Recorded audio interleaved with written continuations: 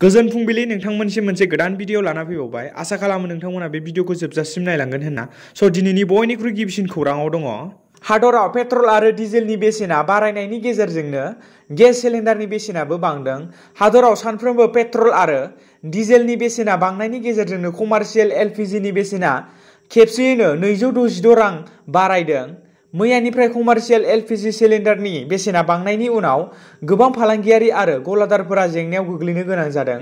मोनथिनो मोननाय बायदिब्ला 19 केजि कमार्शियेल गेस सिलिन्डारनि बेसेना हादरनि राजथावनि गोदान दिल्लीयाव 2000 रांनिबो बारा जादों।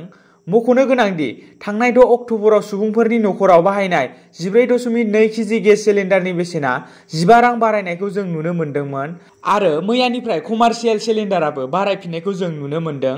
बाक्सा सालबारिनि बारापेटायाव गिबि मन्थ्रि डक्टर हिमन्त बिश्व शर्मा आरो प्रमद बर' मुर्दाबाद स्ल'गानजों गोमखांदों। बोसोर आद्रा जानानै थानाय दालांखौ आबुं खालामनांगौनि दाबि दैखांदों। गंसे दालांनि थाखायनो मोनसे ओनसोलनि रायजोफ्रा ओंखारबोदों।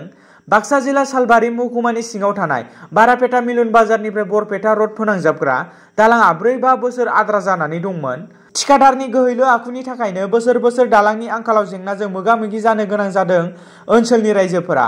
उल्टाखुन्दा दैसानि सायाव थानाय सिगांनि काट दालांखौ सिफायनानै बे जायगायाव गंसे फाक्का दालांनि खामानि जागायदोंमोन। नाथाय क'क्राझारनि थागिबि थिकादार मनरन्जन ब्रह्मनि गोहैलो आखुनि थाखायनो थांनाय 4-5 बोसोर दालांआ आबुं जायैनि अजद दैखांदों ओनसोलनि रायजोफोरा।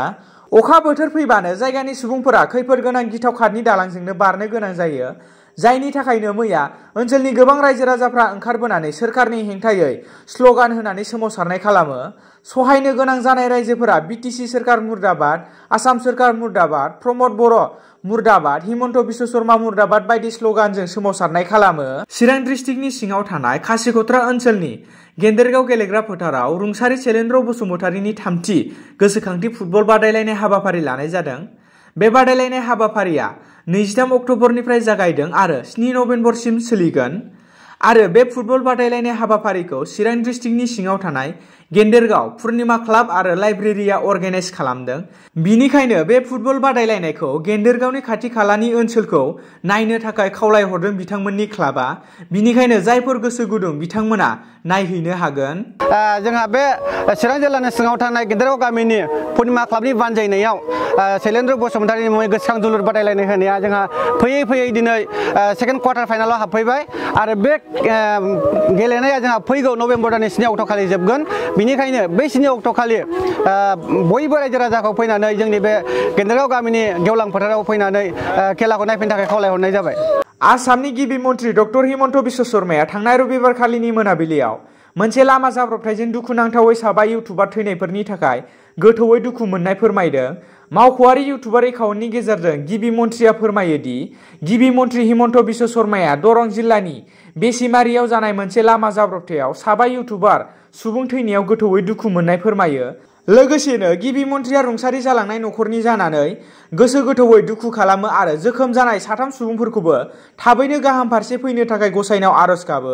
दुखुनांथावदि रबिबारखालि आसाम दरं जिल्लानि 15 नं हादरारि लामायाव जानाय मोनसे जाब्रबथायाव साबा सुबुंफोरा थैनो गोनां जायो।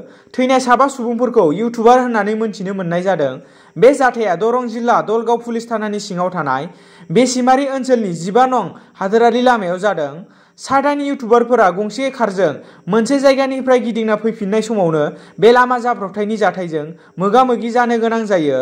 दरं जिल्लानि सासे पुलिस बिफाना फोरमायनाय बायदिब्ला तेजपुर फारसेनिफ्राय मंगलदै फारसे फैबाय थानाय समावनो उल्था फारसेनिफ्राय फैनाय गंसे ट्राकजों सौग्रावनायनि उनाव बे जाथाया जायो।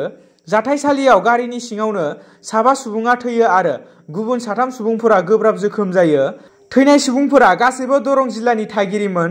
गुबुन फारसे गोब्राब जोखोम जानाय सुबुंफोरखौ मंगलदै नोगोरारि देहा फाहामसालियाव लांनाय जायो आरो बिनि उनाव गुवाहाटीयाव लाबोनाय जायो होनना मोनथिनो मोन्दों। दिनैनि गोथार फुंबिलिनि खौरां फोसावनाया एसेनोसै। गोजोन्थों।